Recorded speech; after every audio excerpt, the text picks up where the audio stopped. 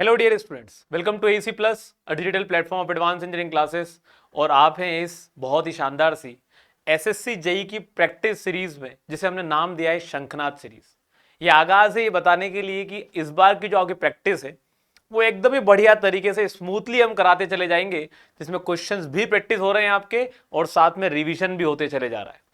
और साथ में ये भी पता चलते चले जा रहा है कि इन क्वेश्चनों के इर्द गिर्द और कितनी इंफॉर्मेशन है जो हमें एंड मोमेंट पे पता भी होनी चाहिए।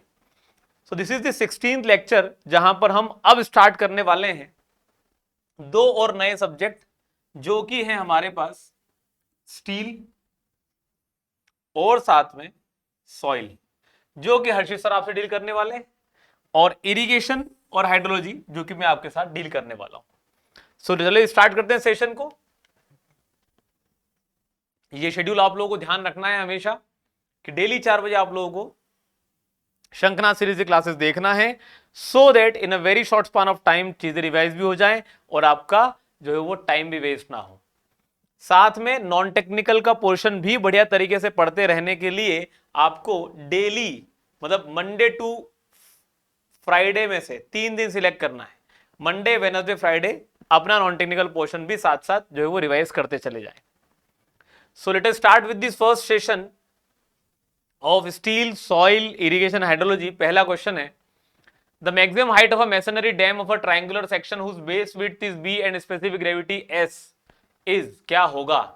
तो ये जो क्वेश्चन पूछा गया है, जब ट्रायंगुलर सेक्शन कहते हैं तो ट्रायंगुलर सेक्शन का मतलब ये होता है कि हम एलिमेंट्री प्रोफाइल की बात कर रहे हैं। किसकी बात कर रहे हैं? एलिमेंट्री प्रोफाइल की बात की जा रही है।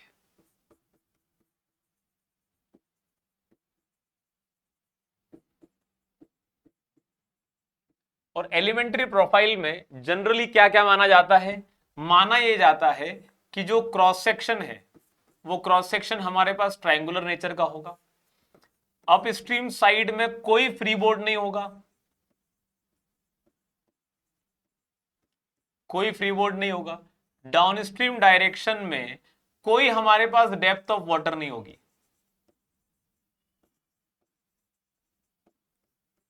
वाटर नहीं होगा। ऐसा सेक्शन बनाने पर जो भी हमारे पास प्रोफाइल बनेगी उसे एलिमेंट्री प्रोफाइल या ट्रायंगुलर सेक्शन कहा जाता है। जब हम बात करते हैं कि हमें हमारे डैम को बचाना है, तो बचाना है तो बचाने के केस में हमें ध्यान रखना होता है टू प्रिवेंट डैम। डैम को अगर बचाना है कहां कहां से? पहला, from tensile mode of failure. तो टेंसाइल मोड ऑफ फेलियर से बचाने के लिए what has to be done is, आपकी जो बेस विड्थ है वो हमेशा should be greater than h by under root of s के बराबर। s इज स्पेसिफिक ग्रेविटी हमारे पास हमारे कॉन्क्रीट सेक्शन की दे रखी है, ठीक है। b हमारे पास बेस विड्थ है जिसे मैंने कैपिटल B ले लिया है, और h है हमारे पास मैक्सिमम हाइट। तो b जो है वो इससे बड़ा होना चाहिए अगर टेंसाइल मोड ऑफ फेलियर से बचना है। तो अगर हमें बचना है from overturning mode of failure, तो b should be greater than h upon under root of. इस बार हमारे पास हमें ध्यान रखना है कि यहां पर इसी के साथ में आ जाएगा 2, तो should be greater than equal to h upon under root of 2s के बराबर। वहीं पर तीसरा अगर हम बचाना है from sliding mode of failure, from sliding mode of failure b should be greater than equal to h upon mu s, where mu is the coefficient of friction. तो ये पता होना चाहिए कि हमारा जो बेस विड्थ है वो इनसे बड़ा होना चाहिए। एक और भी चीज पता होनी चाहिए कि हमारे पास अगर हमें डैम को बचाना है from crushing mode of failure, from crushing mode of failure से बचाना है तो height should be less then f upon mu SC, SC की जगह लिखता हूं s माइनस 1, ठीक है, s माइनस 1। तो ये पता होना चाहिए कि आपके पास ये है आपकी कैरेक्टरिस्टिक स्ट्रेंथ हो गई आपके कंक्रीट की, मतलब डैम सेक्शन के लिए कोएफिशिएंट ऑफ फ्रिक्शन हो गया, स्पेसिफिक ग्रेविटी हो गई। h अगर इससे कम हुआ तो ही हमारे पास एक क्रशिंग मोड ऑफ फेलियर बचेगा, और b इन तीनों से ज्यादा हुआ तो ही हमारे पास हमारे ये फेलियर्स बचेंगे। अब रिलेट करना है, आंसर पूछा गया है मैक्सिमम हाइट क्या होनी चाहिए। अब h इससे कम होनी चाहिए, तो हाइट मैक्सिमम कितनी हो सकती है। हमारे पास यहां से जरा क्राइटेरिया देखो, पहले वाले से क्राइटेरिया क्या समझ में आता है कि h should be less than equal to b into root S, h should be less than equal to b into root two S, और h should be less than equal to mu B S. अब जरा देख लो क्या हमसे पूछा गया है, क्या b एक बार भी रूट के अंदर आ सकता है, b एक बार भी रूट के अंदर नहीं आ सकता, तो ये गलत हो गया, ये गलत हो गया। क्या b और s का सिंपल मल्टीप्लिकेशन हो जाने से हमारे पास हाइट आ जाएगी क्या, नहीं आ सकती, साथ में म्यू होना चाहिए, तो ये भी गलत हो गया। आंसर क्या हो जाएगा, a is the correct answer, b root s के बराबर। इन्होंने पूछा नहीं है, लेकिन हम बता सकते हैं कि ये वाली कंडीशन कब लगेगी, जब टेंसाइल मोड ऑफ फेलियर से बचना हो तब। क्लियर है क्या बात इतनी। चलिए अगले क्वेश्चन पर आते हैं। Calculate the evaporation from a pond if the pan evaporation is 45 mm, the pan coefficient is this much. देखो इवेपोरेशन की बात चल रही है,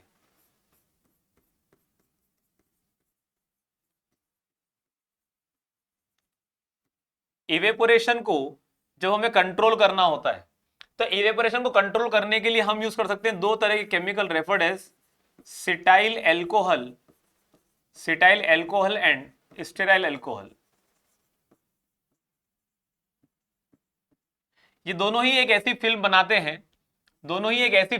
हैं जिससे कि पानी में हमारे पास वेपर्स बाहर नहीं निकलते, लेकिन गैसेस का आदान प्रदान हो सकता है।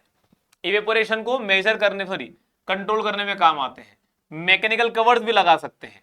इवेपोरेशन को मेजर कैसे करते हैं, तो या तो हम मेजर कर सकते हैं पेन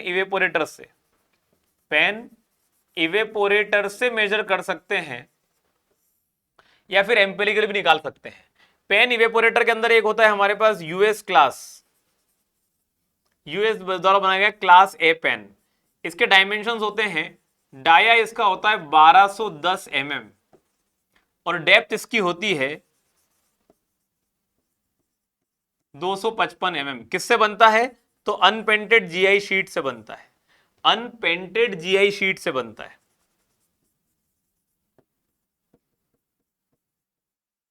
ठीक है। या फिर इसे एक को किससे बना सकते हैं, मोनल मेटल से बना सकते हैं, जिससे कि जंग ना लगे। एक होता है आईएसआई पेन, जिसमें डाया जो है वो अब हो जाता है 1220 mm और साथ में जो डेप्थ हो जाएगी that is going to be 255 mm के बराबर। ये हमारे पास पेन बनते हैं। इन पेन में ये कैसे बनता है, ये बनता है कॉपर शीट का बनता है अनपेंटेड इनसाइड और बाहर से व्हाइट कलर कर दिया जाता है इसमें। या तो इससे मेजर कर सकते हैं या फिर एम्पेरिकली मेजर कर लो। क्या कर लो, एम्पेरिकली मेजर कर लो। तो एम्पेरिकली भी मेजर किया जा सकता है हमारे पास, या फिर दूसरा हो गया हमारे पास एम्पेरिकली मेजर करने का तरीका। अच्छा, जब बात कर जाते हैं कि मेजरमेंट करने के बाद हमारे पास कंडीशन ये है कि जो अलग अलग पेन हैं हमारे पास, इन सबके पेन कोएफिशिएंट होते हैं। क्या होते हैं, पेन कोएफिशिएंट होते हैं। तो पेन कोएफिशिएंट अगर बात करें हम, क्लास ए पेन का होता है 0.70, आईएसआई पेन का होता है 0.80, एक होता है कोलोराडो संकन पेन जो जमीन में गाड़ दिया जाता है, इसका होता है 0.78। ये हमारे पास हमारे इंडिया वाला सबसे ज्यादा एफिशिएंट हो जाता है। लॉसेस कितने, सिर्फ 20% है। अगर हमें निकालना होता है कि लेक में इवेपोरेशन कितना है, किसी पॉन्ड में इवेपोरेशन कितना है, तो लेक इवेपोरेशन निकालने का तरीका है, आप यूज कर लो पेन कोएफिशिएंट इनटू जो भी आपके पेन का इवेपोरेशन आया हो वो। तो यहां से बन जाएगा ये, इन्होंने दे रखा है कि आपके पेन कोएफिशिएंट है 0.70 और पेन का इवेपोरेशन है 45 mm। तो इसमें से जो वो 4 समथिंग कुछ माइनस कर दो, 4 और फिर 12 के बाद 13.5 माइनस कर देंगे तो बन जाए कितना, 31.5। तो 31.5 mm के बराबर आपका लेक इवेपोरेशन आ गया। तो ये कुछ बेसिक सी बातें हैं, पता होनी चाहिए। आंसर क्या हो जाएगा? C is the correct answer. Rainfall hyetograph shows the variation of, तो ये कई बार पूछी जाने वाली चीजें हैं, पता होना चाहिए। क्यूमुलेटिव रेनफॉल वर्सेस टाइम के कर्व को क्या कहा जाता है? ये हमारे पास क्या कहा है? क्यूमुलेटिव रेनफॉल वर्सेस टाइम को इसको कहा जाता है मास कर्व। क्या कहते हैं इसे? इसे कहते हैं mass curve. Rainfall intensity with time, यही हमारे पास रेनफॉल हाइटोग्राफ होता है। Rainfall depth over an area, हमारे पास rainfall depth over an area, इसे क्या कहा जाता है? तो हमारे पास ये डेप्थ एरिया ड्यूरेशन एनालिसिस, लेकिन एरिया की बात ओवर एन एरिया है, ठीक है। डेप्थ एरिया ड्यूरेशन एनालिसिस से कनेक्ट कर सकते हैं इसको। और हमारे पास rainfall intensity with the cumulative rainfall, ये हमारे पास कोई मतलब नहीं है, लेकिन हाँ ये जो हमारे पास मास कर्व होता है, अगर हम मास कर्व पर कोई भी स्लोप ड्रॉ करेंगे तो स्लोप जो बताएगा किसी भी पॉइंट पर, वो बताएगा रेनफॉल इंटेंसिटी उस पर्टिकुलर टाइम पीरियड पर। आंसर क्या हो जाएगा? B is the correct answer. अगला क्वेश्चन है, the most desirable alignment of irrigation canal is along, किसके अलोंग मोस्ट डिजायरेबल होता है? कंटूर लाइन के अलोंग हमारे पास मोस्ट कॉस्टली, क्योंकि क्या होता है यहां पर हमारे पास cross drainage work, cross drainage work बहुत सारे बनाने पड़ेंगे, इसलिए ये क्या हो जाता है हमारे लिए? कॉस्टली हो जाता है। नॉर्मल टू कंटूर लाइन कौन से वाले होते हैं हमारे पास? साइड स्लोप कैनाल होते हैं। कौन से होते हैं ये? Side slope canal. इनका जो स्लोप होता है वो क्या होता है? स्टीपेस्ट स्लोप होता है। सारे कैनाल्स में से सबसे ज्यादा स्लोप किसका होता है? इन्हीं का स्लोप होता है, स्टीपेस्ट स्लोप होता है। वैली लाइन के अलोंग हमारे पास कोई भी हमारा कैनाल नहीं चलाया जाता है। वैली लाइन के अलोंग जो है वो क्या बहती है? रिवर फ्लो करती है, रिवर फ्लो करती है। और रिज लाइन के अलोंग सबसे ज्यादा इफेक्टिव है, मोस्ट डिजायरेबल है, क्योंकि इसके अलोंग हम जो है वो दोनों तरफ इरिगेशन आसानी से करा पाते हैं। आंसर क्या हो जाएगा? B is the correct answer. If the irrigation efficiency is 80%, conveyance losses are 20% and the actual depth of watering is 16 centimetre, the depth of water required at the canal outlet is, ठीक है। जब बोला गया है irrigation efficiency 80% की है, ये एक अलग पॉइंट हो गया। फिर बोला गया है कन्वेंस लॉसेस 20% के है, ये एक अलग बात हो गई। And the actual depth of watering is 16 centimetre, ठीक है। The depth of water required at the canal outlet is, तो जरा ध्यान समझना, water reach, actual depth of water, watering is 16 centimetre, water reach कहां पर रीच? तो हमारे पास कहां पर पानी पहुंचा है? Water reach in root zone, कितना? 16 सेंटीमीटर। और हमारे पास जो इरिगेशन एफिशिएंसी है, इरिगेशन एफिशिएंसी जो है, इसी को एप्लीकेशन एफिशिएंसी कहते हैं, जो कि है 80%। और ये बात आपको पता होना चाहिए कि जो आपका फील्ड इरिगेशन रिक्वायरमेंट होता है, वही आपका net irrigation requirement divided by application efficiency के बराबर होता है। तो फील्ड पर कितना पानी चाहिए वो अगर निकालना चाहें तो वो कितना बन जाएगा हमारे पास? That is going to be equal to 16 centimetre divided by 0.80। तो ये कितना बन जाएगा आपके पास? Comes out to be 20 centimetre. इसका मतलब ये हो गया हमारे पास water required at field on field, field पर कितना पानी चाहिए ये वो निकल कर देगा। अच्छा, इसी के साथ हम एक और भी चीज जानते हैं, and GIR is equal to FIR divided by conveyance efficiency. तो यहां से हम कह सकते हैं कि 20 सेंटीमीटर डिवाइडेड बाय कन्वेंस के लॉसेस 20% है, कन्वेंस एफिशिएंसी कितनी होगी? 80% के बराबर। कितनी होगी? 80% के बराबर। This comes out to be how much?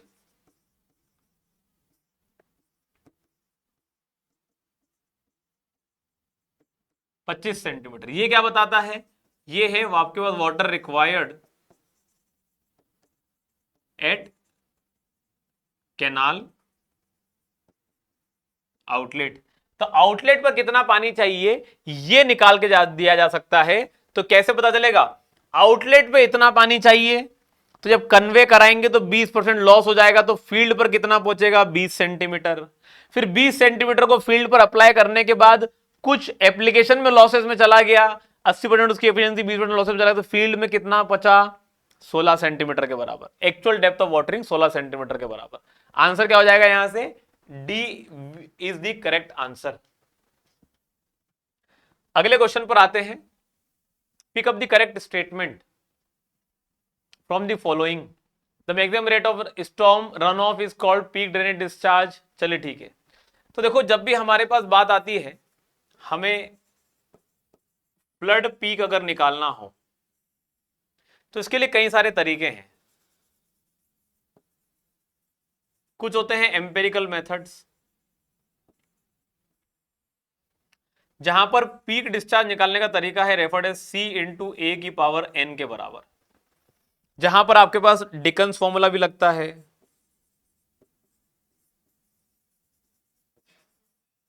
जहां पर आपके पास राइस फॉर्मूला भी लगेगा,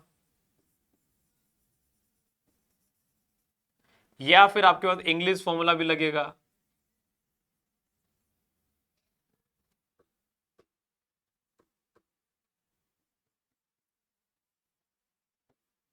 तो ये जितने भी फॉर्मूले हैं सारे के सारे एम्पेरिकल हैं। एक और फॉर्मूला है रेफर्ड एज रैशनल फॉर्मूला।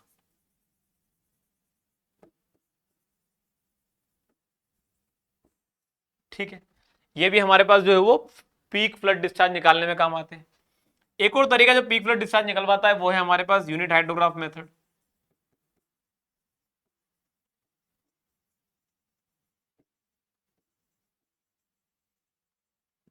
या फिर हमारे पास फ्लड फ्रीक्वेंसी एनालिसिस। किसी भी तरीके से जो है वो हम हमारे पीक फ्लड डिस्चार्ज को निकाल सकते हैं। अब बात आ रही है कि जो स्टॉर्म रन ऑफ है, किसी बारिश के होने के बाद जो पानी बहता है, उसका जो मैक्सिमम रेट है, कितनी तेजी से बह सकता है, वही कहलाता है पीक ड्रेनेज डिस्चार्ज। बिल्कुल सही बात है। ड्रेनेज का जो पीक डिस्चार्ज होगा वही तो हमारे पास मैक्सिमम रेट है हमारे स्टॉर्म रन ऑफ का। तो ये पॉइंट तो बिल्कुल सही है। Rational method of estimating peak run off may be use precisely for an area less than 50 hectare. ये बिल्कुल सही बात है। Mostly use for urban areas, mostly use for urban areas. Urban areas में ही इसका काम मिल जाता है। The period after which the entire area starts contributing to the run off is called the time of concentration. Time of concentration दो तरीके से मिलकर बनता है, एक कहलाता है टाइम ऑफ इनलेट और एक कहलाता है टाइम ऑफ ओवरलैंड फ्लो। तो हमारे पास जब पानी जमीन के ऊपर से बहता बहता बहता बहता बहता बहता किसी एक पॉइंट तक आए, फिर उसके बाद उसी ड्रेन के थ्रू बहना चालू करे, तो ये जब तक मिल जाते तब हमारे पास मिलकर कहलाता है क्या? Time of concentration. तो आंसर ये भी सही है। तो D is the correct answer. सारे ही ऑप्शन सही निकल कर आएंगे। आंसर क्या बनेगा हमारा? D is the correct answer. देखो, उसी से रिलेटेड क्वेश्चन है। The length of overland flow from the critical point to the mouth of the drain is 13.58 kilometre and the difference in level between the critical point and drain mouth is 10 metre. The inlet time is क्या होगा? देखो, ये तो एक direct formula है। Generally ये सवाल SSC JEE में नहीं आ सकता, लेकिन पूछा गया है। मैं बताता हूं कैसे इसको करना है। जो इनलेट टाइम होता है इसे रिप्रेजेंट करते हैं T I equal to 0.855 L cube by H के बराबर की पावर 0.385। ये निकाल के बताता है क्या? इनलेट टाइम कितना होगा। टाइम बताता है ये आवर्स में।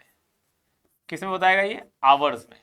आपके पास एच की वैल्यू होनी चाहिए मीटर्स में, एल की वैल्यू होनी चाहिए किलोमीटर्स में। तो ये बताता है कि भाई अगर हमारे पास स्लोप दे रखा है किसी एरिया का, देखना जरा, length of the overland flow, अगर लेंथ दे रखी है किलोमीटर्स में, क्रिटिकल पॉइंट से माउथ ऑफ द ड्रेन तक की इतनी है, और अगर डिफरेंस इन लेवल दे रखा है between the critical point and the drain mouth, तो अगर स्लोप पता चल गया, मतलब हमारे पास ड्रेन हाइट दे रखी है कि कितना डिफरेंस है, मतलब स्लोप पता होगा, जितना ज्यादा डिफरेंस होगा उतना कम समय लगेगा, जितना ज्यादा लेंथ होगी ट्रेवल की उतना ज्यादा समय लगेगा। ये पता होना चाहिए। इनलेट टाइम कैसे निकालेंगे, डायरेक्टली वैल्यू पुटअप करना है, आंसर आ जाएगा। आपको ये फॉर्मूला ध्यान रखना है, सिर्फ एग्जाम में आपसे कैलकुलेशन करा भी ले तो भी नहीं कर पाओगे, it is going to be very much difficult calculation, SSC में तो खास करके नहीं कर सकते, लेकिन कैलकुलेटर होगा तो जरूर कर पाएंगे। तो ऐसे क्वेश्चन जनरली एसएससी जेई के मेंस, मतलब जो हमारे पास पार्ट अब सीबी2 होने वाला है, वहां पर ऐसे क्वेश्चन पूछे जाने की संभावना बिल्कुल है। 13.58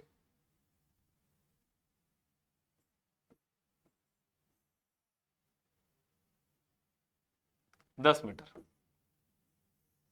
की पावर 0.358, तो कर लेते हैं इसे calculate.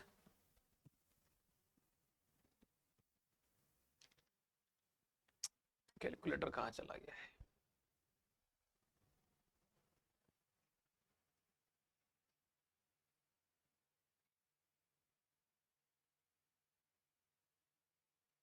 Thirteen point five eight की पावर 3, ठीक है, इंटू 0.855 डिवाइड बाय 10 की पावर 0.385। ओके, तो answer is coming out to be 7.9 something आ रहा है आवर्स के बराबर, can be consider to be equal to 8 hours के बराबर। तो आंसर क्या हो जाएगा इसका? D is the correct answer. Clear है बात इतनी? चलिए अगले क्वेश्चन पर आते हैं। For unlined canal the free board is measured from the, कहां से कहां मेजर करते हैं? तो फ्री बोर्ड बेसिकली क्या होता है? डिस्टेंस होता है हमारे फुल सप्लाई लेवल से एक्स्ट्रा जो स्पेस होती है उसी को फ्री बोर्ड कहते हैं।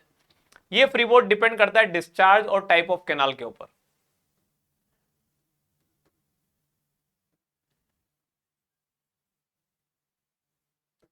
Depends on discharge. तो अगर हमारे पास डिस्चार्ज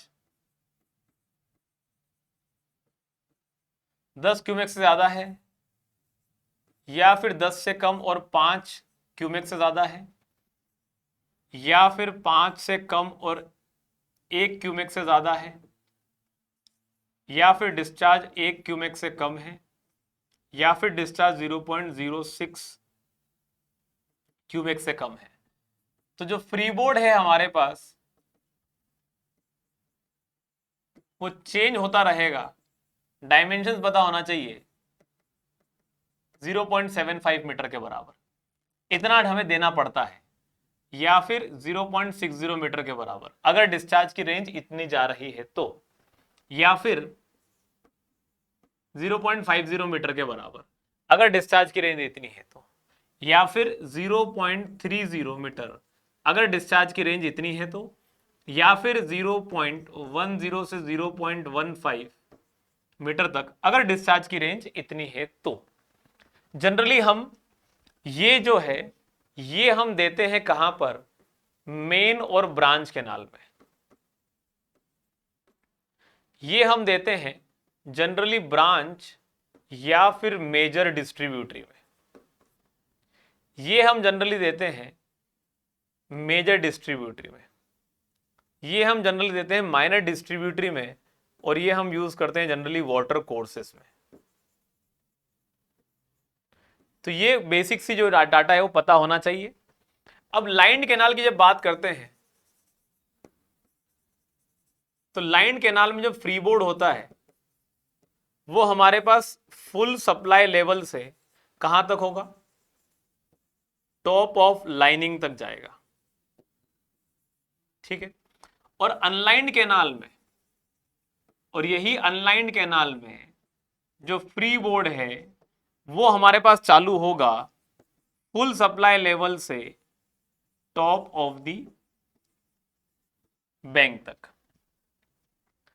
तो full supply level to the top of the dowel. Dowel क्या होता है?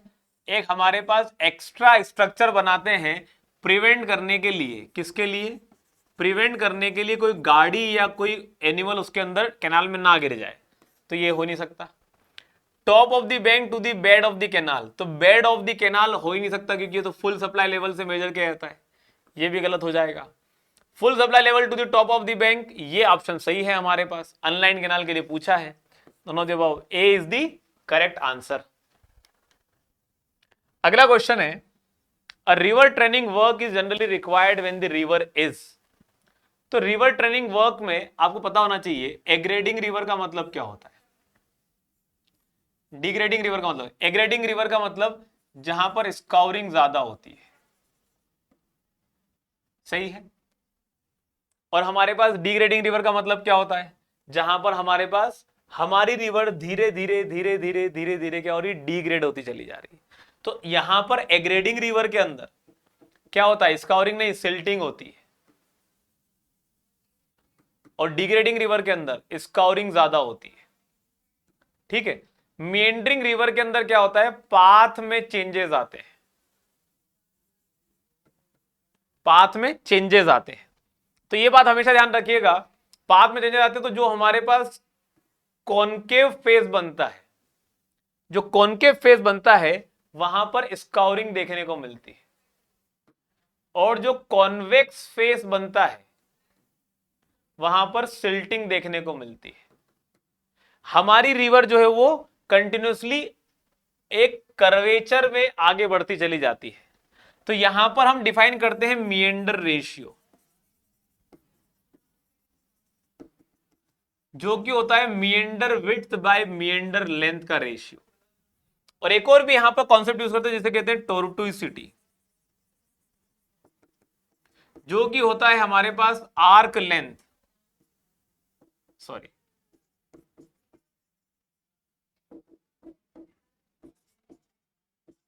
जो आर्क लेंथ और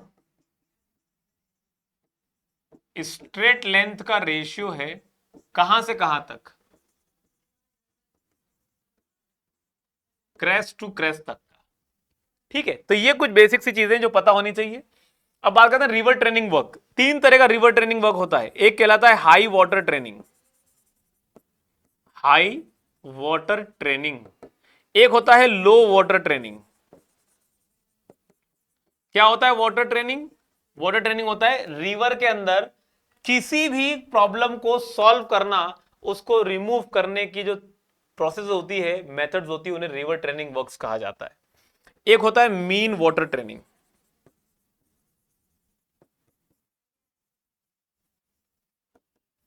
तो हाई वाटर ट्रेनिंग जनरली किस लिए होता है? डिस्चार्ज को मेंटेन कराने के लिए होता है, जिससे कि हम क्या करा पाते हैं, we are able to control flood. हम फ्लड को कंट्रोल करा पाते हैं। जब बात आती है लो वाटर ट्रेनिंग की, तो यहां पर जनरली डेप्थ को मैनेज किया जाता है। किस लिए? नेविगेशन पर्पस के लिए। और वहीं पर अगर बात करें मीन वाटर ट्रेनिंग की, तो मीन वाटर ट्रेनिंग कब कराई जाती है? जब हमें हमारे रिवर के अंदर सिल्टिंग या स्काउरिंग को कंट्रोल करना हो, मतलब हमारे पास सेडिमेंट लोड को बैलेंस करना हो, तो उसके लिए मीन वाटर ट्रेनिंग जनरली कराई जाती है। तो किस में कराई जाएगी? जनरली मिएंडरिंग टाइप की जो रिवर्स होती हैं, वहां पर हमें रिवर ट्रेनिंग वर्क्स की जनरली रिक्वायरमेंट होती है। आंसर क्या हो जाएगा? B is the correct answer.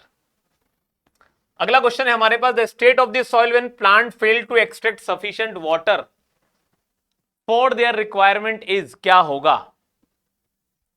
तो देखो, जब हमारे पास बारिश होती है, तो बारिश होने के बाद सॉइल हो जाता है सेचुरेट, इसे कहते हैं सेचुरेटेड कैपेसिटी, इसे कहते हैं सेचुरेटेड कैपेसिटी। 2 से 3 दिन के बाद पानी चला जाता है जमीन में, ग्राउंड वाटर टेबल में, बन जाती है field capacity.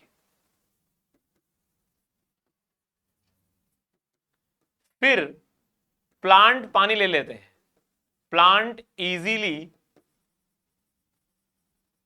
Consume some water, कुछ पानी ले लेते हैं, तो मॉइस्चर जो हमारे पौधे में सॉइल में है वो पहुंच जाता है ओएमसी तक। अब प्लांट को प्रॉब्लम होती है,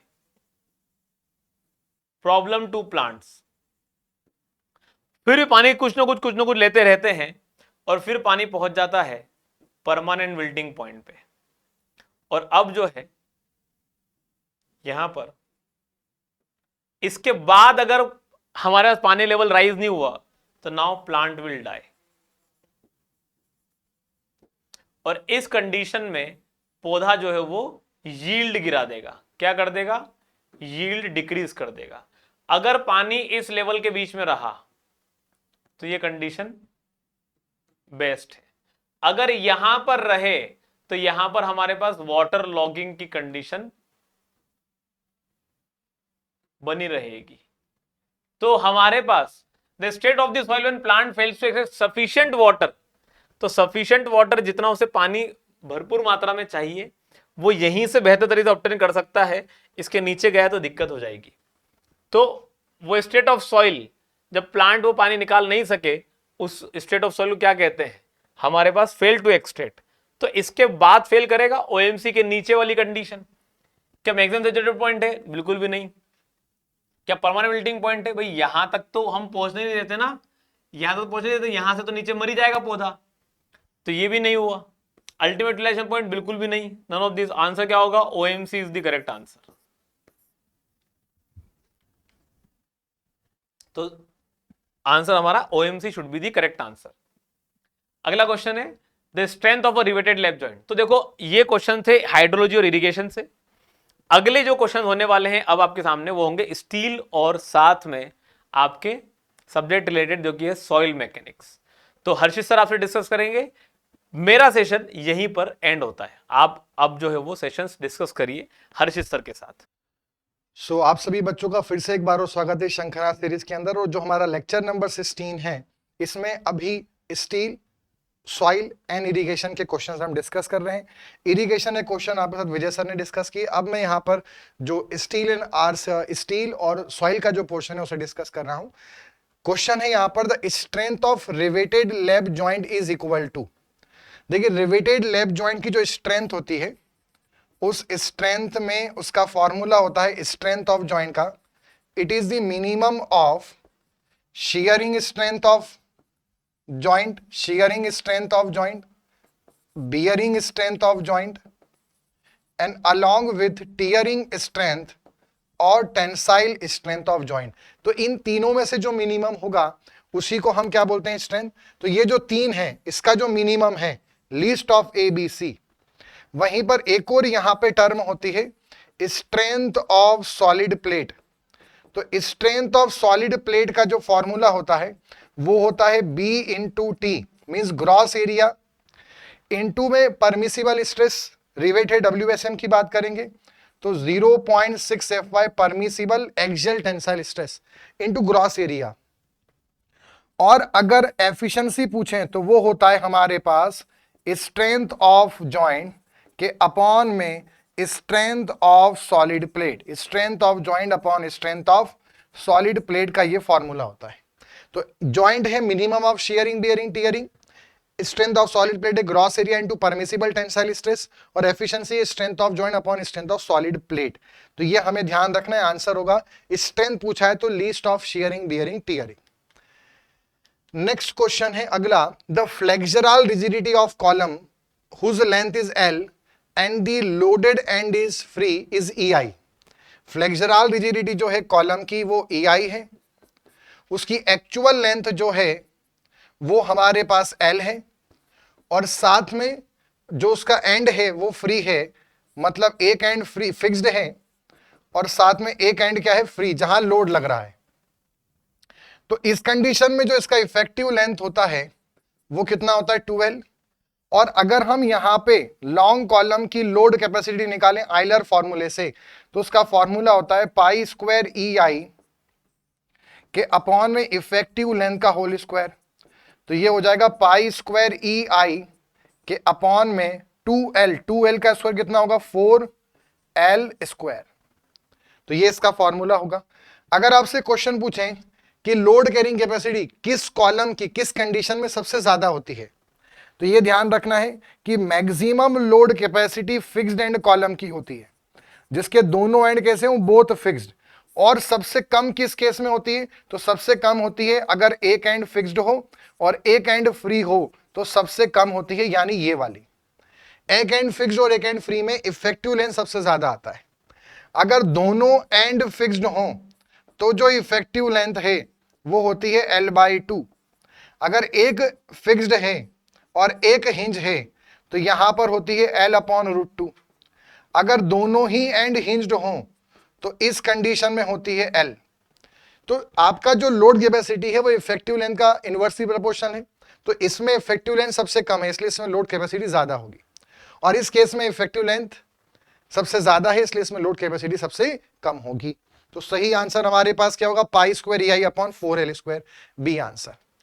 अगला है which of the soil possess zero plasticity index. देखो प्लास्टिसिटी इंडेक्स क्या होता है, प्लास्टिसिटी इंडेक्स का सिंबल है आईपी, और आईपी का फुल फॉर्म होता है liquid limit minus plastic limit. Liquid limit minus plastic limit. साथ में जो हमारे पास सॉइल होती हैं वो भी दो प्रकार की होती हैं। एक होती है fine grand soil, fine grand soil, और दूसरी होती है कोर्स ग्रेन्ड सॉइल। जो कोर्स ग्रेन्ड सॉइल होती हैं इनके लिए liquid limit, plastic limit, plasticity index, ये कुछ भी टर्म डिफाइंड नहीं होती हैं। आपका जो कंसिस्टेंसी इंडेक्स है, जितनी भी एटरबर्ग लिमिट्स है, ये उन सॉइल के लिए डिफाइंड है जिनकी स्ट्रेंथ में, जिनके बिहेवियर में मॉइस्चर कंटेंट के चेंज होने से फर्क पड़ता है। कोर्स ग्रेन्ड सॉइल जो है इनका सिंगल ग्रेन्ड स्केलेटन होता है और इनमें इनको वाटर कंटेंट से इनके बिहेवियर में चेंज नहीं आता, इसलिए liquid limit, plastic limit, plastic index, ये सब इनके लिए डिफाइंड नहीं है। ये सब डिफाइंड किसके लिए, फाइन ग्रेन्ड सॉइल के लिए। अब मोस्ट ऑफ कंडीशन में क्या होता है, मोस्टली ये होता है कि लिक्विड लिमिट ज्यादा होता है, प्लास्टिक लिमिट कम होता है। इसलिए जो भी सॉइल होती है उसका आईपी जो होता है वो क्या होगा, पॉजिटिव होगा। कभी अगर मान लो लिक्विड लिमिट और प्लास्टिक लिमिट एक हो भी गया तो आईपी की वैल्यू 0 हो जाएगी, और 0 हो जाएगी तो ऐसी सॉइल क्या कहलाएगी, ऐसी सॉइल कहलाएगी non plastic, non plastic soil जिसका आईपी 0 हो जाए। अब इसमें से कभी कभी एक ऐसा एक्सेप्शन केस भी है, कुछ सी शोर पे, कुछ सी एरिया पे, कोस्टल एरिया में ऐसी भी कुछ सॉइल पाई जाती हैं जिनका लिक्विड लिमिट कम होता है, फाइन ग्रेन्ड सॉइल है वो fine grand, liquid limit generally ज्यादा होता है, प्लास्टिक लिमिट कम होता है मोस्ट ऑफ केस में। बट कभी कभी ऐसे कुछ केस होते हैं जहां लिक्विड लिमिट कम हो जाता है, प्लास्टिक लिमिट ज्यादा। अब मान लो लिक्विड लिमिट हो गया 20, प्लास्टिक लिमिट हो गया 30, तो अगर आईपी निकालेंगे तो आंसर आएगा -10। बट इसको माइनस में कंसिडर नहीं करते क्योंकि ये कांस्टेंट है। ऐसे केस में हम आईपी को 0 मान लेते हैं, और वो सॉइल नॉन प्लास्टिक है नहीं बट उसको नॉन प्लास्टिक मान लिया जाता है। तो अब क्वेश्चन क्या है उसको समझो। क्वेश्चन है which of the soil possesses zero plasticity index. कब 0 होगा, तो क्ले का नहीं, क्ले जनरली प्लास्टिक होती है, क्ले, सिल्ट, सिल्टी, ये सब आपकी फाइन ग्रेन्ड सॉइल है, तो इनका जो आईपी होगा वो नॉन जीरो होगा। जो सैंड है ये जो है इनका आईपी क्या होता है, हमारे पास 0 होता है, ये नॉन प्लास्टिक सॉइल कहलाती हैं। ठीक है, इनका आईपी क्या होता है, 0 होता है। जो कोर्स ग्रेन सॉइल है, सैंड किस में आती है, कोर्स ग्रेन में, तो इनके लिए सब डिफाइंड नहीं है, इनका कुछ ना कुछ आईपी होगा। मोस्ट ऑफ केस में जितनी भी फाइन ग्रेन है सबका आईपी कैसा होता है, पॉजिटिव। अगर नेगेटिव भी हुआ तब भी 0 मानेंगे, 0 हुआ तो वो नॉन प्लास्टिक है। और कोर्स ग्रेन सॉइल जितनी भी होती है उनका भी आईपी क्या होगा, 0 होगा। मतलब किसका आईपी 0 होगा, सैंड का इनमें से आईपी 0 होगा। अगला क्वेश्चन है which of the following roller is used to compact the coarse grain soil. देखिए यहां पर हमारे पास ऑप्शन है drum roller, pneumatic tyre roller, tamping roller और वाइब्रेटरी रोलर। इसमें से हमारे पास जो न्यूमेटिक टाइप रोलर हैं, टैंपिंग रोलर हैं और ड्रम रोलर हैं, जो शीप फुट रोलर भी होते हैं, ये सब जितने भी प्रकार के रोलर हैं, ये सब मेनली हम यूज करते हैं फाइन ग्रेन्ड सॉइल के लिए, या हम बोल सकते हैं ये हम मेनली यूज करते हैं कोहेसिव सॉइल के लिए भी इनको यूज किया जाता है, फाइन ग्रेन्ड सॉइल और कोहेसिव सॉइल। जो ड्रम रोलर हैं, ये कई बार आपके वीक एग्रीगेट्स जो होते हैं, वीकर एग्रीगेट्स सब ग्रेड वगैरह में, सब ग्रेड के लिए, या कई बार ड्रम रोलर को बिटुमिनस पेवमेंट में भी कॉम्पैक्शन के लिए, फ्लेक्सिबल पेवमेंट में भी यूज किया जाता है। जो न्यूमेटिक टायर्ड रोलर है और जो टेम्पिंग रोलर है, इनका मेनली हम यूज करते हैं फाइन ग्रेन कोहेसिव में, और इनका भी करते हैं बट इनको कभी कभी weaker aggregate, subgrade, bituminous pavement के लिए यूज करते हैं। बट वाइब्रेटरी रोलर ऐसे होते हैं जिनमें हमारे पास ड्रम के साथ में यहां पर वाइब्रेशन मशीन भी होती है, और इनको मेनली हम यूज करते हैं कोर्स ग्रेन्ड सॉइल के लिए। कोर्स ग्रेन्ड सॉइल के लिए जो सुटेबल है वो कौन है? Vibratory roller. सेंट्स को मेनली वाइब्रेशन से ही कॉम्पैक्ट किया जाता है। Which one is the best method of reclamation of the acidic soil? देखिए ध्यान रखना है, अगर सॉइल जो है वो, अगर कई बार ऐसा होता है कि जो सॉइल है उसमें जब पानी जाता है, रेन वाटर, तो उसमें जो कैल्शियम मैग्नीशियम होते हैं मिट्टी के अंदर, जो कैल्शियम मैग्नीशियम सॉल्ट्स होते हैं वो पानी के द्वारा बाहर चले जाते हैं, और इस प्रोसेस को लीचिंग बोलते हैं। और इससे जो सॉइल है, जब बेसिक सॉइल चले गए तो एसिडिक मेनली बचेंगे, और जो सॉइल है वो एसिडिक बन जाती है। और एसिडिक सॉइल को रिक्लेम करने के लिए, उसको वापस से स्टेबलाइज करने के लिए हम यहां पर लाइमस्टोन का यूज करते हैं। ट्रिक कैसे बनानी है? लाइमस्टोन जो है वो हमारा होता है CaO, और वो मेटल ऑक्साइड है, तो लाइमस्टोन बेसिक नेचर का होता है, इसलिए एसिडिक कंडीशन में बेसिक सब्सटेंस यूज किया जाएगा। तो ध्यान रखना है, एसिडिक सॉइल में लाइमस्टोन का यूज करते हैं। वहीं पर आपसे बोलें कि अगर हमारी जो सॉइल है वो बेसिक सॉइल है या अल्कलाइन हो चुकी है, उसमें अल्कली सॉल्ट ज्यादा हो चुके हैं, तो अब कौन सा प्रिवेंटिव मेजर लेंगे? तो इसमें जनरली यूज किया जाता है जिप्सम। जिप्सम का फॉर्मूला क्या है? CaSO4.2H2O। तो कैल्शियम सल्फेट है, और ये अल्कलाइन सॉइल या बेसिक सॉइल अगर ज्यादा है तो उसको थोड़ा सा आपका न्यूट्रल कंडीशन में लाने के लिए जिप्सम का यूज करते हैं। सो जिप्सम यूज करेंगे। क्वेश्चन किसके लिए पूछा है? Acidic soil. तो एसिडिक में लीचिंग से तो वो एसिडिक बन गई थी, गुड ड्रेनेज उससे नहीं होगा। Use gypsum as a soil, गलत। यूज लाइमस्टोन, सही ऑप्शन है। एसिडिक सॉइल में लाइमस्टोन यूज करते हैं और बेसिक सॉइल में जिप्सम का यूज करते हैं। अगला है maximum permissible slenderness ratio of compression member which carry dead load and superimpose load. देखिए टेंशन मेंबर के अंदर याद रखना, dead load live load condition है तो अलग है, wind load earthquake load condition है तो अलग है, और साथ में सेग रॉड है, प्योर टेंशन मेंबर तो अलग कंडीशन है। वहीं पे कंप्रेशन मेंबर में डेड लोड लाइव लोड के लिए अलग वैल्यू है, विंड लोड अर्थक्वेक लोड के लिए अलग वैल्यू है। आपका जो कंप्रेशन फ्लैंज है बीम का, compression flange in beam I section वगैरह में, उसके लिए अलग नियम है, और रूफ ट्रसेस के जो मेंबर हैं उनमें अलग वैल्यू मेंशन्ड है। किसकी वैल्यूज हैं ये? लैम्डा मैक्स की, मैक्सिमम स्लेंडरनेस रेशियो। तो यहां पर जो हमारे पास वैल्यू है ये है 180, इसमें है 350, और प्योर टेंशन मेंबर सेग रॉड के लिए है 400। वहीं पर इनमें dead load live load condition में 180, यहां पर है 250, बीम इन कंप्रेशन फ्लैंज में 300, और रूफ ट्रसेस के अंदर 350। तो हमारे पास यहां पे सही आंसर क्या होगा? Maximum permissible slenderness ratio dead load live load condition में कितना है हमारे पास? 180 वैल्यू है।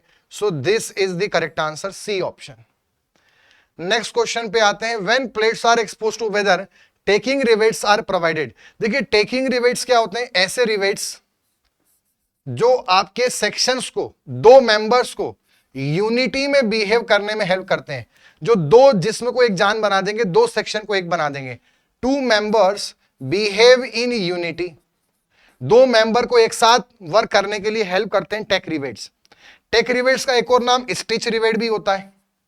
और टेक रिवेट्स जो होते हैं ये जनरली कंप्रेशन मेंबर में देना तो बहुत ही कंपलसरी होता है, वरना बकलिंग हो जाएगा।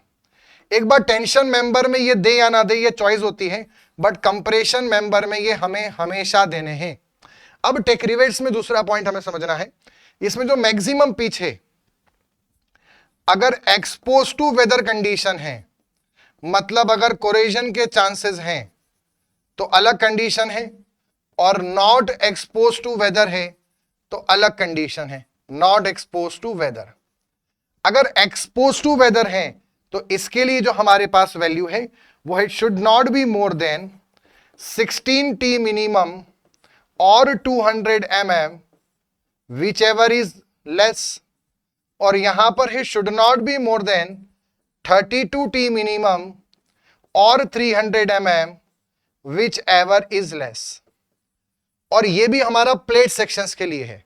अगर मान लो कोई रोल्ड सेक्शन है, रोल्ड सेक्शन, तो रोल्ड सेक्शन में हमारे पास नियम है, टेंशन मेंबर में 1000 से ज्यादा, 1000 mm 100 सेंटीमीटर ज्यादा, और कंप्रेशन मेंबर में 600 से ज्यादा नहीं होना चाहिए। सो इसका सही आंसर हमारे पास क्या होगा? Tack rivet should not be provided in line pitch exceeding when expose to weather, मतलब ये वाली कंडीशन। तो 16T will be the correct answer, B option. अगला है which of the following represent expression for passive earth pressure. देखो earth pressure की जो हमारे पास कंडीशन होती है वो 3 प्रकार की कंडीशन होती है। अगर अबेटमेंट वगैरह है और जो हमारे पास जो कंडीशन है सॉइल की वो अनयील्डिंग है, तो ऐसे केस में अर्थ प्रेशर को बोलते हैं एट रेस्ट कंडीशन। इस कंडीशन में बोलते हैं हम एक्टिव अर्थ प्रेशर जब wall is move away from the backfill and the wall move towards the backfill, ऐसी कंडीशन को हम बोलते हैं पैसिव अर्थ प्रेशर कंडीशन। और जो हमारे पास वर्टिकल स्ट्रेस होगा वो होता है हॉरिजॉन्टल स्ट्रेस इनटू केओ, यहां पर के होता है और यहां पर हमारे पास होता है केएच। ठीक है, horizontal into vertical stress, horizontal बराबर वर्टिकल इनटू कोएफिशिएंट। तो इसका जो कोएफिशिएंट है वो के होता है, इसका जो कोएफिशिएंट है उसे के बोलते हैं, और इसके कोएफिशिएंट को हम केपी बोलते हैं। हॉरिजॉन्टल स्ट्रेस बराबर सिग्मा हॉरिजॉन्टल बराबर कोएफिशिएंट इनटू वर्टिकल स्ट्रेस। मतलब इनकी मदद से हम वर्टिकल में अगर मल्टीप्लाई कर दें वर्टिकल स्ट्रेस कितना आ रहा है तो हम हॉरिजॉन्टल पता कर सकते हैं। अब केओ का जो फॉर्मूला है वो होता है 1 माइनस साइन फाई, और जो के का फॉर्मूला है वो है 1 minus sine phi upon 1 plus sine phi, और इसका जो फॉर्मूला है वो है 1 plus sine phi upon 1 minus sine phi. Clear है यहां तक? इसमें यह भी ध्यान रखना है केओ का एक और फॉर्मूला है, यह है म्यू के अपॉन में 1 माइनस म्यू। वहीं पर इसका एक और फॉर्मूला है, इसका एक और फॉर्मूला है tan स्क्वायर 45 डिग्री माइनस 5/2, और इसमें है केपी का formula tan square 45 degree plus 5/2। दूसरा यह भी ध्यान रखना है सबसे छोटा के होगा, फिर के होगा, फिर केपी होगा, मतलब सबसे बड़ा पैसिव अर्थ प्रेशर होता है, फिर एट रेस्ट कंडीशन, और फिर सबसे लीस्ट एक्टिव होता है। अब इसमें हमसे क्या पूछा है, कौन सा एक्सप्रेशन पैसिव के लिए है। अब याद कैसे रखना है, यहां पर तो सिर्फ 1 माइनस साइन है, इनमें कंफ्यूजन हो तो ध्यान रखना है केपी किससे आ रहा है, पी, पी मतलब प्लस, और प्लस मतलब ऊपर प्लस आएगा। तो जिसमें ऊपर प्लस है वो केपी है, जिसमें नीचे प्लस है ऊपर माइनस है वो एक्टिव है। तो tan स्क्वायर 45 प्लस 5/2, ये तो हमारा के ओ का फॉर्मूला एट रेस्ट, ये हमारा के ए का है, ठीक है, और ये नहीं है, तो हमारा आंसर क्या होगा, A answer, tan square 45 plus 5/2। अगला, the internal angle of friction of soil is 30 degree, what is the active earth pressure coefficient. देखो के ए निकालना है, तो एक ऑप्शन है 1 माइनस 5, कितना दिया इंटरनल फ्रिक्शन 30 डिग्री, तो 1 minus sine 30 upon 1 plus sine 30, और साइन 30 होता है 1 बाय साइन 30 होता है हमारे पास कितना 1/2, तो 1 माइनस 1/2 अपॉन 1 प्लस 1/2, तो ये आ जाएगा 1/2 डिवाइडेड बाय 3/2, मतलब आंसर होगा 1/3, मतलब 0.33। तो एक ये हो गया। इसको ऐसे भी निकाल सकते हैं, tan स्क्वायर 45 डिग्री प्लस 5/2, और 5/2 मतलब 30/2, और 30/2 होता है 15, और यहां पर जो हमारे पास आएगा वो 45 माइनस आएगा। 45 माइनस 15 इज 30 और 10 30 इज 1/√3 और 1/√3 का whole square will be 1/3। So answer will be 0.33। Next is in double lacing the thickness T of flat lacing. Double lacing arrangement में तो थिकनेस का कॉन्सेप्ट आपको ध्यान रखना है। अगर सिंगल लेसिंग अरेंजमेंट बोला है, सिंगल लेसिंग, तो thickness should not B less then L/40। अगर डबल लेसिंग बोला है तो should not B less then L/60। और अगर बैटन कॉलम बोला है, बैटन अरेंजमेंट है, तो बैटन की जो थिकनेस है should not B less then L/50। मतलब 40 और 60 किस में है? लेसिंग में, सिंगल डबल में। और अगर बैटन है तो thickness should not B less then L/50। तो अभी क्या बोला है? डबल लेसिंग मतलब 60, तो सही आंसर होगा सी। और L यहां पर इनर एंड रिवेट्स, मतलब जो हमारे पास लेसिंग मेंबर होते हैं तो उनकी जो यहां पर ये ऐसा कॉलम है, तो इनके जो यहां पर सेंटर से सेंटर के बीच में, मेंबर की लंबाई के बीच में सेंटर टू सेंटर डिस्टेंस है, वो L होता है। Distance between inner and rivets along the length of the lacing. अगला है column of footing is provided. Footing जो कॉलम है उसमें फुटिंग क्यों देते हैं? ताकि कॉलम के लोड को बड़े एरिया पे डिस्ट्रीब्यूट कर दें, सही बात है। या फिर बियरिंग प्रेशर कॉलम और सॉइल के बीच में उसको एसबीसी से एक्सीड ना करने दें, यह भी सही बात है। कॉलम के लोड को सॉइल के बड़े एरिया पर डिस्ट्रीब्यूट करते हैं यूजिंग फुटिंग। तो ये सारे ऑप्शन करेक्ट हैं, इसलिए हम फुटिंग यूज करते हैं कॉलम में। अच्छा, अगर हम स्टील में फुटिंग की बात करें तो स्टील की जो फुटिंग है वो बेस प्लेट होती है। बेस प्लेट भी हमारे पास 3 प्रकार के अरेंजमेंट आते हैं। एक होता है बेस प्लेट अरेंजमेंट सिंपल वाला, एक होता है gusseted base plate arrangement, gusseted base plate, और एक होता है ग्रिलेज फाउंडेशन। ग्रिलेज फाउंडेशन आपसे यहां पर पूछ सकते हैं बेस प्लेट अरेंजमेंट कब यूज करते हैं? तो बेस प्लेट अरेंजमेंट करते हैं जब आपका लोड एक्सियल हो, साथ में स्मॉल लोड हो। अगर लोड आपका इसेंट्रिक लोड है, इसेंट्रिसिटी आ रही है, बेंडिंग मोमेंट आ रहा है, और हेवी लोड है, तो हम यूज करते हैं गसेटेड। और ग्रिलेज तब यूज करते हैं जब लोड बहुत ही ज्यादा हो, वेरी हाई लोड, और साथ में सॉइल जो हो वो अगर बहुत ही कमजोर हो, वेरी वीक। सॉइल बहुत कमजोर है, लोड बहुत ज्यादा है, तो ग्रिलेज।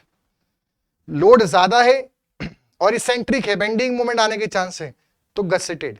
और सॉइल ठीक ठाक है बट लोड कम है, मीडियम है, तो base plate arrangement. Next is piles are usually driven by. देखो पाइल को ड्राइविंग मैकेनिज्म जो होती है, पाइल भी अलग अलग प्रकार की होती है। एक तो ड्रिवन पाइल होती है, ठीक है, दूसरी हमारे पास्ट होती है कास्ट इन सीटू पाइल।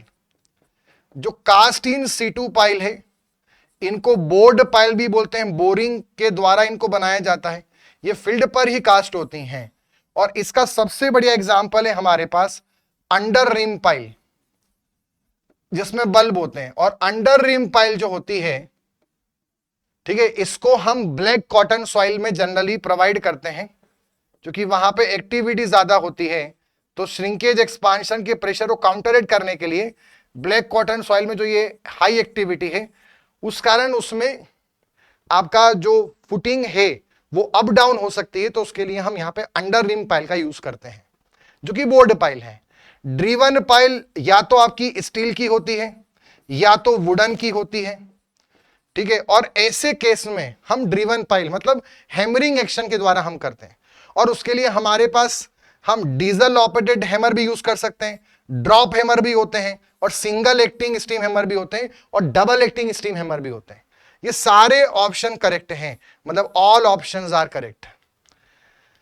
अगला है the angle of repose of the soil is maximum angle which the outer face of the soil mass makes with the horizontal, vertical, perpendicular to the inclined plane of soil, और none of this.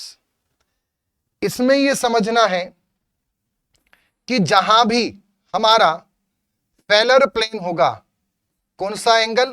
Failure plane. जो failure plane है, तो failure plane के case में जो resultant force है, एक तो वहां पे शियरिंग स्ट्रेस आएगा, मैक्सिमम शियर, एक वहां पे हमारा नॉर्मल स्ट्रेस आएगा, नॉर्मल स्ट्रेस, और एक रिजल्टेंट आएगा। तो रिजल्टेंट नॉर्मल से जो एंगल बनाता है वो तो हमारा फ्रिक्शन एंगल होगा, जिसको हम फाई से रिप्रेजेंट करते हैं, फ्रिक्शन एंगल। पर वहीं पर आपका जो भी सॉइल का प्लेन है वो हॉरिजॉन्टल से जो एंगल बनाएगा, वो हॉरिजॉन्टल से जो एंगल बनाएगा उसको हम एंगल ऑफ रिपोज बोलते हैं। और ऐसा एंगल जिस पर स्लाइडिंग अपने आप होने लग जाए।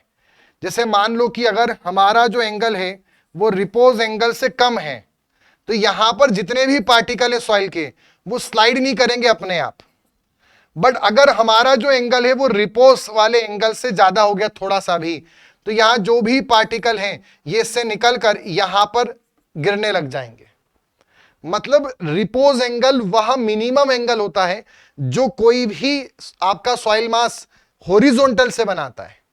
उतना एंगल अगर हमने कर दिया या उतना एंगल अगर मेंटेन हो गया वहां पर उस किसी पर्टिकुलर प्लेन का, तो उस पे जो पार्टिकल लाई कर रहे हैं वो अपने आप फ्लो या स्लाइड करने लग जाएंगे या उनमें अनस्टेबिलिटी आ जाएगी। सो ये एंगल हमेशा हॉरिजॉन्टल से ही देखा जाता है। आगे बढ़ेंगे, जो यहां पे लिखा है perpendicular to the inclined plane of soil, normal से जो एंगल बनाएगा रिजल्टेंट किसी इंक्लाइंड प्लेन पर, वो फ्रिक्शन एंगल है। पर हॉरिजॉन्टल से ही हम हमेशा क्या मेजर करते हैं, रिपोज एंगल।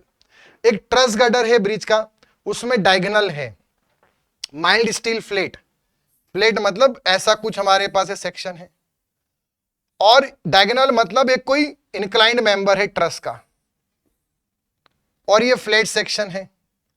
400 ISF, यहां पर एक मिसिंग है 400 ISF 12 मतलब इसकी जो थिकनेस है वो हमारे पास कितनी है, थिकनेस 12 mm, और इसकी जो विड्थ है वो कितनी है 400 mm, 400 ISF 12। यहां पर हमने इस पे पुल लगाया, फोर्स लगाया, और कितने का पुल लगाया, 80 टन का, 80 टन्स। ठीक है, तो अगर इसको हमें न्यूटन में कन्वर्ट करना है तो 80 into 9.81, 80 into 10 to the power 3, अभी किसमें आया, केजी में आया, हमें जाना है न्यूटन में, तो हम इसमें 9.81 का और मल्टीप्लाई कर देंगे, लगभग 10 के आसपास मान लेते हैं, तो यह जगह हमारे पास 80 किलो न्यूटन है ना, 80 किलो न्यूटन मतलब 800 हो जाएगा, क्योंकि 80 टन है तो 80 इंटू 9.81 लगभग 10, 800 हो गया, और 1000 का किलो हो गया। अब इसमें हमें क्या बोला है, यहां पर ग्रॉस डायामीटर रिवेट का, ग्रॉस मतलब होल डाया 26 mm है। नंबर ऑफ रिवेट बताओ स्प्लाइस के लिए, स्प्लाइस मतलब दो ऐसे मेंबर हैं, इनको जोड़ने के लिए हम एक प्लेट लगाते हैं, तो यहां पर हमें कितने रिवेट लगेंगे।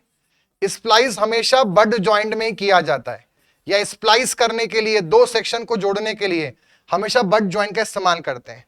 और बड जॉइंट में एक प्लेट ऊपर आती है, एक प्लेट नीचे आती है, दो कवर प्लेट होती हैं, मतलब नंबर ऑफ शियर प्लेन हमेशा 2 होता है। ठीक है, इसमें कुछ बोला नहीं है, तो सिग्मा एसपी रिवेट के लिए हम 100 मेगापास्कल ले सकते हैं, और परमिसिबल बियरिंग स्ट्रेस हम 300 मेगापास्कल मान सकते हैं। ये value power driven shop rivet की होती है। तो अब अगर यहां पे सबसे पहले हमें क्या निकालना पड़ेगा, शियरिंग स्ट्रेंथ ऑफ रिवेट। तो अगर रिवेट का हम शियरिंग स्ट्रेंथ निकालें तो ये होगा number of shear plane into π/4 into phi dash का square into sigma SP. Number of shear plane 2, π/4, phi dash कितना है हमारे पास 26 का स्क्वायर, और सिग्मा एसपी हमारे पास कितना है 100। इसको पूरे को सॉल्व करिए, इस पूरे को अगर हम सॉल्व करेंगे तो यहां पर लगभग ये 100 किलो न्यूटन के आसपास आंसर आएगा, नियर अबाउट 100, 120 आसपास। ये वाला कुछ, इसको मैं कैलकुलेट करता हूं अभी 2 मिनट से।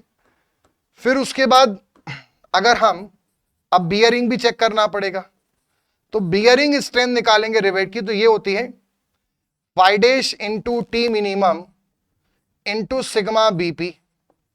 तो ये हो जाएगा फाई डैश 26 ये हो गया 12 इंटू ये हो जाएगा 300। क्लियर है? तो इसकी जो वैल्यू आएगी ये लगभग हमारे पास कुछ 120 के आसपास समथिंग आएगी, और ये वाला आप सॉल्व करेंगे तो ये 120 से भी ज्यादा आंसर आएगा, इससे ज्यादा। तो इन दोनों में से छोटा कौन है? बियरिंग। अगर हम यहां पर नंबर ऑफ रिवेट निकालें तो ये होगा load divided by rivet value. Load हो गया 800 किलो न्यूटन, और अपॉन में रिवेट वैल्यू क्या होता है? मिनिमम ऑफ शियरिंग स्ट्रेंथ और बियरिंग, जो कि लगभग हमारे पास कितना आ रहा है? 120 के आसपास, 120 किलो न्यूटन। इसको जब डिवाइड करेंगे तो आंसर 7 पॉइंट समथिंग कुछ आएगा। तो नियर अबाउट हमारा आंसर कितना हो जाएगा? 8 रिवेट। तो इसका सही आंसर हो जाएगा 8। ठीक है, इसको आप एग्जैक्ट निकाल लेना, पर ये 100 के आसपास ही, 120 100 के आसपास है, और 800 में अगर 100 का डिवाइड करें तो 8 आएगा, और ये 126 कुछ आएगा, और ये इससे बड़ा आएगा। तो रिवेट वैल्यू ये गवर्न करेगा, और 120 के आसपास आ रहा है तो ये वैल्यू 8 से कम आएगी थोड़ी, वो 7.5 के आसपास। और 7.5 हम ऑड नंबर में लेंगे नहीं, तो हम नंबर क्या प्रोवाइड करेंगे? 8 रिवेट्स। आगे नेक्स्ट क्वेश्चन है, the rolled steel I section are most commonly used as beam section because this provide. अभी जो क्वेश्चन है थोड़ा सा इसका आंसर सही भी है, एक तरह से गलत भी है। इसमें समझते हैं, आई सेक्शन जो होते हैं हमारे पास, जो भी रोल्ड सेक्शन, आई सेक्शन हम यूज करते हैं कंस्ट्रक्शन में, इसमें क्या होता है? इनका जो आई एक्स होता है ये बहुत ज्यादा होता है, और इनका जो आई वाई वाई होता है, मतलब आई एक्स बहुत ज्यादा है और आई वाई वाई जो है ये बहुत कम है। आई एक्स ज्यादा है, आई वाई वाई कम है। तो इनका जो बेंडिंग रेजिस्टेंस है वो तो बहुत ज्यादा होता है, और इनका जो लेटरल रेजिस्टेंस है वो बहुत कम होता है। इसीलिए इनमें वेब बकलिंग, वेब क्रिपलिंग ऐसे चांसेस होते हैं, मतलब ये बकलिंग के चांसेस होते हैं इनमें। सो इनका जो मोमेंट ऑफ इनर्शिया है, विद कम एरिया में इनका ज्यादा इनर्शिया आता है, ये बात सही है। इसलिए ये बीम, इनका जो सेक्शन मॉड्यूलस है, जो इनका एमओआर है, वो जितने भी अदर सेक्शन है उनसे बेहतर है। Channel, angle section, T section, सबसे बेहतर इनका बेंडिंग रेजिस्टेंस होता है। बट ये जो लेटरल स्टेबिलिटी बात वाली बात बोली, ये थोड़ी गलत है, क्योंकि इनकी स्टेबिलिटी कम होती है। पर फिर भी यहां पर जब देखें तो क्वेश्चन में क्या पूछा है? Rolled steel section are most commonly used as a beam section because, और यहां पर जब वो कंपेयर कर रहा है तो वो दूसरे सेक्शन से कंपेयर कर रहा है। तो जो दूसरे सेक्शन है उनका तो आई एक्स ही बहुत कम होगा, तो आई वाई वाई तो और भी कम होगा। पर आई सेक्शन का, चूंकि बाकी सेक्शन है कंपैरिजन में, आई सेक्शन सबसे हाईएस्ट है, तो जितने भी अवेलेबल हैं उनसे तो इनका आई वाई वाई ज्यादा ही होगा। मतलब मैं ये बोलना चाह रहा हूं, क्या आप ये बात समझ पा रहे? I Y Y I section का एक्स एक्स से कम है, मैं मानता हूं, but I Y Y I section का बाकी अदर सेक्शन के आई वाई वाई से तो ज्यादा ही होगा ना भाई। इनर्शिया जितना ये ज्यादा है बाकी सबसे, तो ये भी बाकी सबसे ज्यादा ही होगा। हाँ, किसी एक आई सेक्शन में ये ज्यादा है इससे, इसलिए बकलिंग के चांसेस हैं, लेटरल बकलिंग। बट एक आई सेक्शन का भाई भाई बाकी के तुलना में तो ज्यादा ही है, इसलिए उन सब के तुलना में तो ये अच्छा ही है, इसलिए ये भी हम एस्पेक्ट बोल सकते हैं। तो सही आंसर होगा 1 और 2। वैसे अगर हम कंपेयर करें कि आपको कभी ऐसा क्वेश्चन पूछा जाए कि आई सेक्शन जो है उसकी लेटरल स्टेबिलिटी, खाली ऐसा बोला है आई सेक्शन की लेटरल स्टेबिलिटी ज्यादा होती है कम होती, कंपेयर नहीं करा है, तो फिर आंसर होगा कम होती है, क्योंकि उसका आई वाई वाई कम है आई एक्स एक्स से। आगे बढ़ते हैं, विच of the following factors can affect the bearing capacity of soil. देखो बियरिंग कैपेसिटी हमें पास टरज़ागी का जो फॉर्मूला होता है उससे जो हमें मिलती है बियरिंग कैपेसिटी, उसका फॉर्मूला क्या होता है? CNC plus QNQ plus half B gamma N gamma. अब इसमें जैसे आप एक अगर फैक्टर देखें यहां पर, तो कोहेजिव सॉइल के लिए तो हमारा जो एन गामा है वो 0 हो जाता है कोहेजिव सॉइल के लिए। तो अगर आपसे कोहेजिव सॉइल पूछा है, कोहेजिव सॉइल पूछा है, तो कोहेजिव सॉइल के केस में पार्टिकल साइज जो है ग्रेन, उस पे तो डिपेंड करेगा ही करेगा, ग्रेन पर, ठीक है। दूसरा, शेप ऑफ द फुटिंग पे डिपेंड करेगा, और फुटिंग के डेप्थ पे डिपेंड करेगा, क्योंकि एन गामा कोहेसिव सॉइल में 0 हो जाता है, पर जो कोहेसिव सॉइल है उसमें फुटिंग के विड्थ पे डिपेंड नहीं करेगा। वहीं पर अगर हम किसी भी प्रकार की सॉइल बोले, ऑल टाइप ऑफ सॉइल, तो वो शेप पर भी डिपेंड करता है, साइज पर भी डिपेंड करता है, और जो ग्रेन है, ग्रेन साइज, उस पर भी डिपेंड करता है। जैसे ग्रेन साइज मान लो अगर आपका बड़े पार्टिकल है तो स्ट्रेंथ अलग होगी, कम है तो अलग, क्योंकि गामा का फर्क पड़ जाएगा। यहां पर जो बी गामा एन गामा है, गामा से फर्क पड़ेगा उसके अंदर भी, ठीक। साइज मतलब ग्रेन साइज अलग अलग है तो कोहेसिवनेस में अंतर पड़ेगा, कोर्स ग्रेन वाला कोहेसिवनेस 0 होता है तो सी अलग हो जाएगा, तो ग्रेन साइज से सी में भी फर्क पड़ेगा, बहुत सारी चीजों में पड़ेगा, ठीक है। साइज पे डिपेंड करता है, शेप पे डिपेंड करेगा। साइज किसका? फुटिंग का, साइज ऑफ फुटिंग मतलब डेप्थ। शेप पे करता है, रेक्टेंगल फुटिंग है, सर्कुलर फुटिंग है, स्क्वायर फुटिंग है, तो अलग अलग फॉर्मूले, correction factors NC, NQ, N gamma की वैल्यू अलग अलग हो जाती है। सो इसलिए इन जनरल बोला है तो तीनों पे डिपेंड करेगा। कोहेसिव बोला है तो सब पे करेगा, बट विड्थ पे नहीं करेगा, डेप्थ पे करेगा। तो अभी के हिसाब से आंसर क्या होगा? ऑल ऑप्शंस आर करेक्ट, क्योंकि यहां पे कोई पर्टिकुलर सॉइल नहीं बोला है। नेक्स्ट क्वेश्चन है, the shearing strength of a cohesionless soil depend on. Cohesionless soil की जो शेयरिंग स्ट्रेंथ है वो dry density, rate of loading, confining pressure. Shearing strength of cohesionless soil. Cohesionless का मतलब क्या है? जैसे हमारे पास सैंड हो जाता है या ग्रेवल हो जाता है, तो इनके लिए जब हम शेयरिंग स्ट्रेंथ निकालते हैं तो वो ड्राई डेंसिटी पे तो डिपेंड करता ही करता है, साथ में जो रेट ऑफ लोडिंग है उस पर भी डिपेंड करता है, और साथ में आपका कन्फाइनिंग प्रेशर पे भी डिपेंड करता है। कैसे कैसे करता है वो भी आपको बता दूं। जैसे मान लो कि हम ट्राइएक्सियल टेस्ट से पता कर रहे हैं, तो जितना डेंसिटी ज्यादा होगा, कॉम्पैक्शन में हम ये तो करते हैं, कॉम्पैक्शन कंसोलिडेशन में डेंसिटी को बढ़ाते हैं, और उसके बढ़ाने से हमारी जो शेयर स्ट्रेंथ है सॉइल की वो बढ़ती है, directly proportional. Rate of loading के शेयर स्ट्रेंथ जो होता है वो इनवर्सली प्रोपोर्शनल होता है। जितना आप रेट फास्ट लगाओगे उतना वो कम कॉम्पैक्ट होती है। आप रेट धीरे धीरे लगाओ, तो जब धीरे धीरे आप रेट ऑफ लोडिंग लगाएंगे तो शेयर स्ट्रेंथ ज्यादा बढ़ेगी। इसलिए जितना ज्यादा फास्ट रेट ऑफ, यहां लोड की बात नहीं है, लोड बनाने से बढ़ेगी, बट रेट ऑफ लोडिंग मतलब लोड 1 सेकंड में कितना लोड लगाना है, अगर वो रेट बढ़ा दोगे तो शेयर स्ट्रेंथ कम हो जाती है। वहीं पे कन्फाइनिंग प्रेशर के डायरेक्टली प्रोपोर्शनल है। जितना कन्फाइनिंग प्रेशर ज्यादा होगा उतना पार्टिकल पास पास आएंगे, डेंसिटी बढ़ेगी, शेयर स्ट्रेंथ डेफिनेटली बढ़ेगी। तो इसलिए तीनों ऑप्शंस करेक्ट हैं। नेक्स्ट क्वेश्चन पर आते हैं। अगला क्वेश्चन है the coefficient of compressibility of soil. देखो कंप्रेसिबिलिटी जो होता है, जैसे अगर एवी की बात करें तो इसमें फॉर्मूला क्या होता है? Change in void ratio upon change in stress.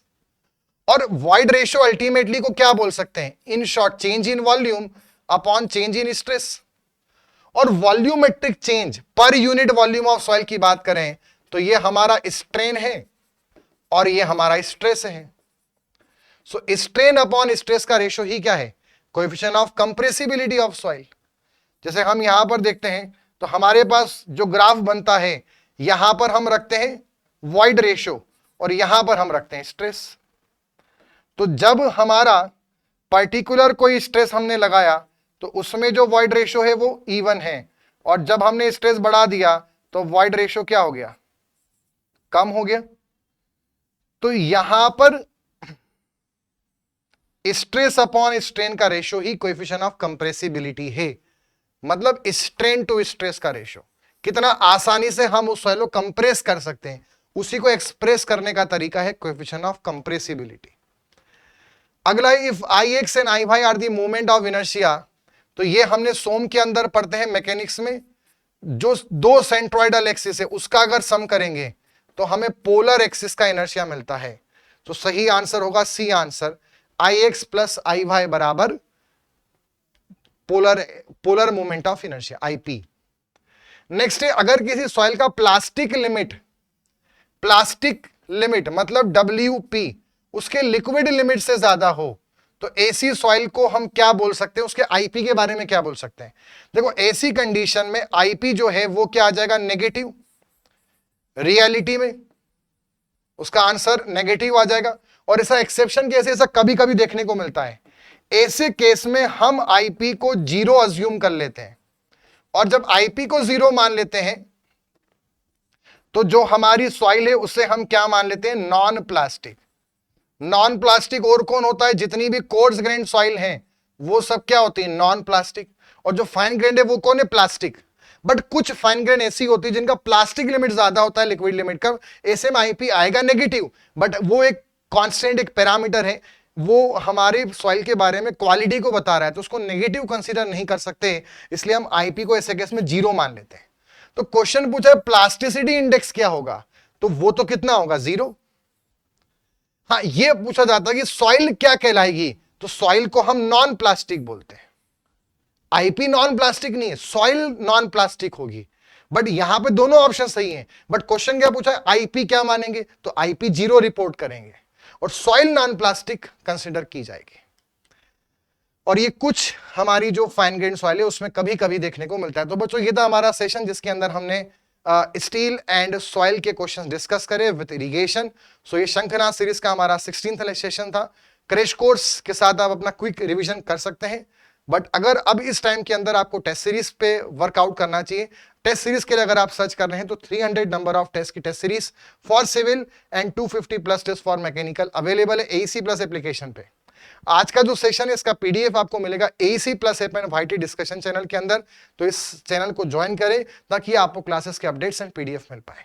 मिलते हैं नेक्स्ट सेशन के अंदर। Till then goodbye and take care.